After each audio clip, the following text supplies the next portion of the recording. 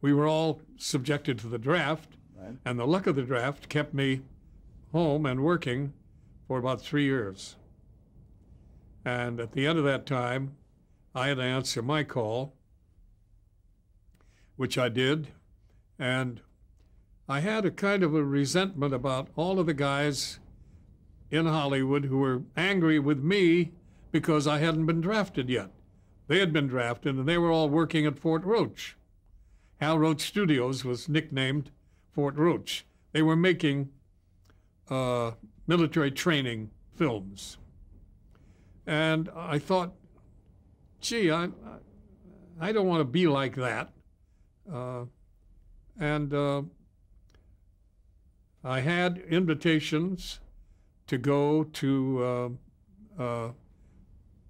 special services in the Army and commissions and all. I turned them all down and went into the infantry, which was a stupid, foolish mistake because it made me pretty sick physically.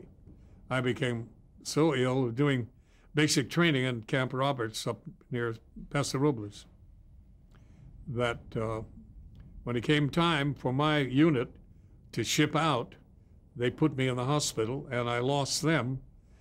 But instead of having to go into active combat service, they put me into Armed Forces Radio. And at that time, a fellow whom I knew named Tom Lewis, he had been in the service and was heading up Armed Forces Radio as a colonel. This is a man who came out of the advertising agency business. Right, and who subsequently married Loretta Young. He was with Young and Rubicam, as I recall. Right, good memory. Anyway, I had been shipped up to Fort Ord, which is near Monterey, and that's where my real hospitalization took place, and they got me back on my feet, and they said, well, we don't know what we want to do with you. We're going to cut some papers for you and send you to Seattle. So there was a big camp up there. I reported there, and one of the first guys I ran into was William Saroyan. He was also up there, Again, and he was sore as hell at the world. Please identify William Saroyan for those in our audience. William Saroyan was a prolific writer who had become very famous with not only the publication of some of his books, but the making of films from a couple of his books. The titles of which note The Human Comedy. Human Comedy, yes. Flying Man, the young man on a flying trapeze. Yes.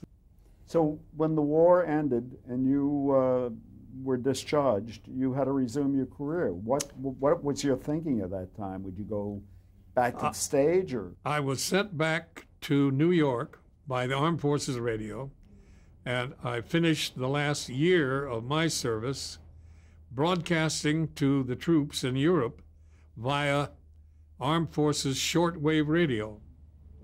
And the studios were the penthouse of the General Motors building on 57th Street. So when the time came for me to be discharged, that whole unit was closed down, and I was sent to Fort Dix in New Jersey for separation, my discharge papers.